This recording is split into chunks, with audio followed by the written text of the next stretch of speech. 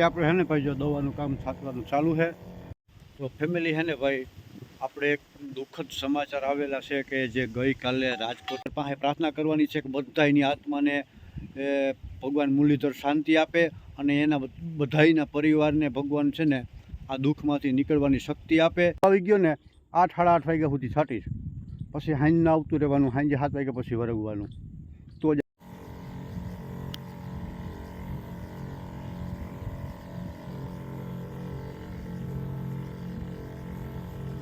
Nozzle ચડાવી દીધી છે અને થોડુંક પાણી નાખીને કાઢી નાખી ગ્રામોજન. આ જે ઉગ્યું હોય ને એને એક દિવસની અંદર પટાવી નાખે. આપણે આ નાખવાની 100 ml અને આ નાખવાની થઈ ગયું ને કે થોડુંક આવવા વાર લાગી ગઈ ભાઈ, થોડુંક મોડું થઈ ગયું, અંધારું થઈ ગયું.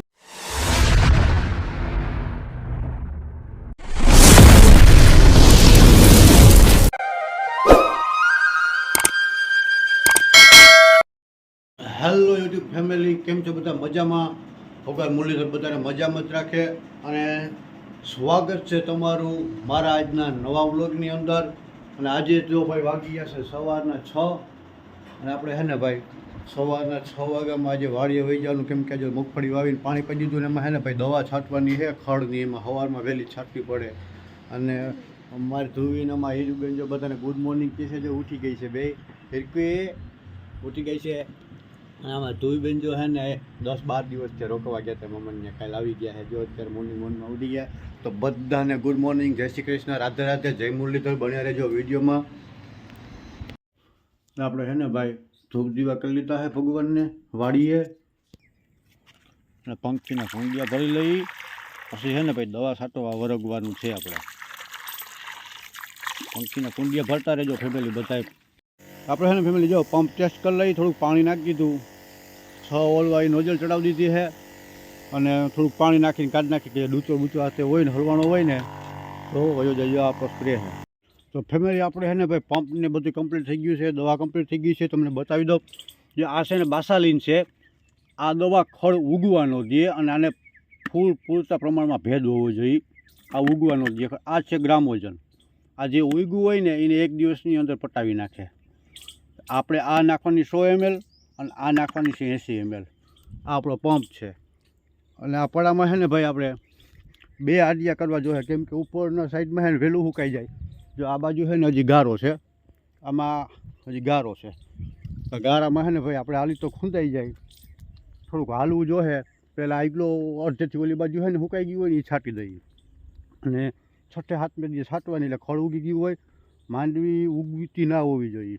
માંડવી ઉગી ગઈ તો માંડવી પણ વહી જાય. અને બીજું આનું એક એ છે કે આને છે ને ફૂલ ઠંડક હોવી જોઈએ.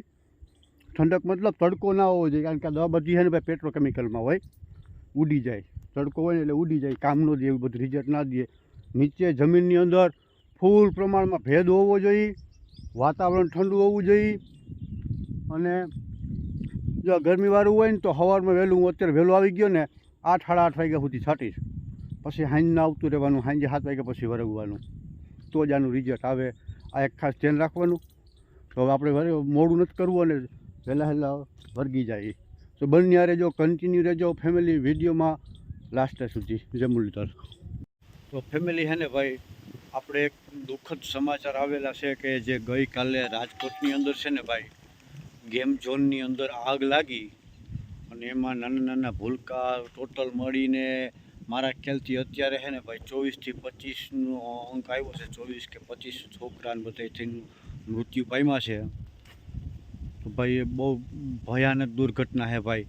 અને આપણે ભગવાન મુરલીધર પાસે આપણે સૌ દિલથી પ્રાર્થના કરવાની છે કે તમામની આત્માને ભગવાન મુરલીધર શાંતિ આપે અને એના પરિવારને આ દુઃખમાંથી નીકળવાની શક્તિ આપે. જોકે ભાઈ આ દુઃખ શું છે ને એ તો એનો પરિવાર જ સમજી શકે, આપણે એનું અનુમાન પણ ન લગાડી શકીએ. બહુ ભયંકર પરિસ્થિતિ હશે એ લોકોની ભાઈ. કારણ કે ભાઈ નાના ભૂલકા યાર વેકેશન હતું અને શનિવાર હતો અને ગેમ ઝોનની અંદર રમવા ગયા હતા અને એટલી હદે બળી ગયા ને કે ઓળખવા મુશ્કેલ પડે એમ છે. ઓળખાતા નથી કે આ કેનું બાળક છે, આ કેનું બાળક છે. ઓળખવા માટે ફેમિલી DNA ટેસ્ટ કરવો પડે એમ છે. એટલી હદે સળગી ગયા છે.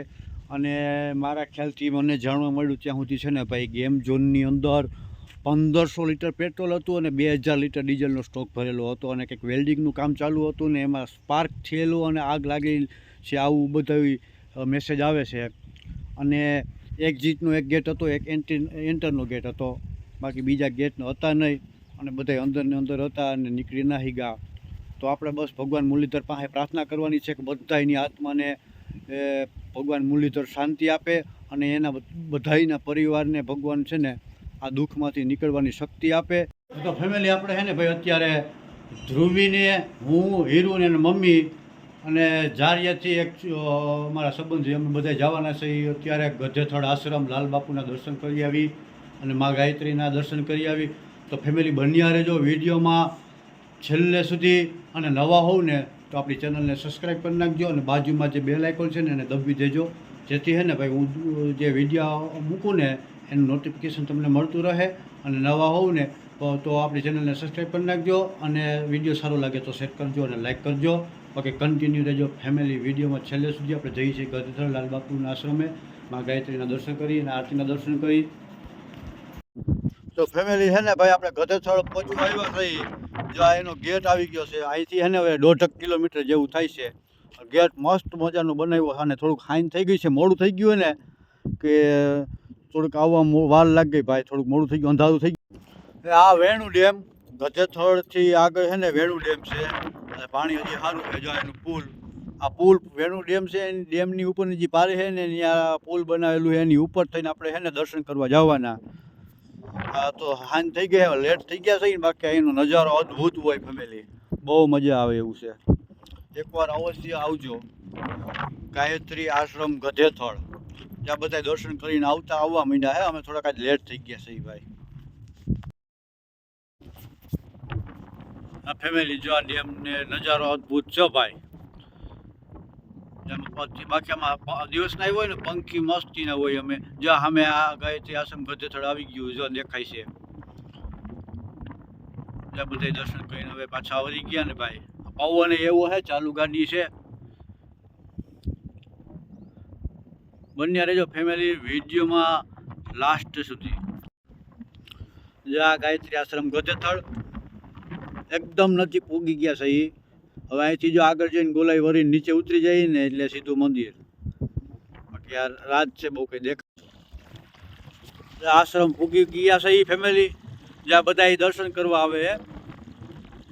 જો આશ્રમ ઝાડવા બાળવા બહુ મસ્ત આવ્યો, બહુ મસ્ત છે, ગ્રાઉન્ડ જબરદસ્ત છે. બાકી દિવસના આવ્યા હોય ને બહુ મજા આવે એવું ભાઈ. અહીંયા ગાયત્રી આશ્રમ ગધેથળ. જય માં ગાયત્રી, જય લાલમાં. ગાયત્રી આશ્રમ ગધેથળ પહોંચી ગયા છે મિત્રો. જે અહીંયા સ્ટેચ્યુ બેહાડેલા છે સિંહના, બંને બાજુ બેહાડેલા છો. જય માં ગાયત્રી. ફેમિલી જો આ બધી મંદિરની જે બાયની સાઈડ છે એ છે. બીજા બધા દર્શન કરવા આવ્યા, જો બધા દર્શન કરે છે.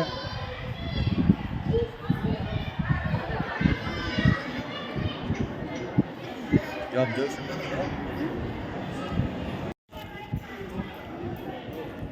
તો ફેમિલી જો આપણે જોવો જો આ બધું છે ને નકશી બધું બહુ મસ્ત બનાવેલું છે. હા તો રાત છે ભાઈ, દિવસ હોતું જા નકશી જો ત્રિશુલ ને પથ્થરમાં કોતર કામ બહુ મસ્ત છે. જ્યાં છે ને ઓલો સ્તંભ છે, નકશી બક્ષીનું કામ બહુ જોરદાર છે. આમ પ્રાચીન મંદિર હોય ને એવું બધું કોતર કામ બનાવેલું છે. જુઓ અમે થોડા લેટ થઈ ગયા, થોડું કામ આવી ગયું ને, નકર દિવસમાં આવ્યું હોત ને. ગાર્ડન બહુ મસ્ત વધુ છે. ફેમિલી અમે છે ને ભાઈ થોડાક લેટ થઈ ગયા છે. આરતી છે ને પૂરી થઈ ગઈ છે, નકર આરતીના તમને દર્શન કરાવત. જ્યાં મા ગાયત્રીનું મંદિર છે ગધેથળ, બધા સ્ટેચ્યુ આ રીતના રાખેલા હે ફેમિલી. જબરદસ્ત મંદિર છે. જય માં ગાયત્રી. જય ઝુમર અને આ બધા નાના નાના મૂર્તિ છે ને, આ બધી ગાયત્રી માના દર્શન કરાવું તમને ફેમિલી. જય માં ગાયત્રી, જય વેદ માતા ગાયત્રી. બાજુમાં સરસ્વતી માતાજી છે, જે આ સરસ્વતી માતાજી, વચારે ગાયત્રી માતાજી અને આમાં લક્ષ્મીજી. જય માં ગાયત્રી. તો ફેમિલી, ગમે ત્યારે આ બાજુ આવો ને ત્યારે ગધેથડ આશ્રમ જરૂર એકવાર આવજો. તમને મનની અંદર શાંતિ મળશે. બહુ મસ્ત મજાનું મંદિર છે, આશ્રમ બહુ જબરદસ્ત છે. જય મા વેદ માતા ગાયત્રી.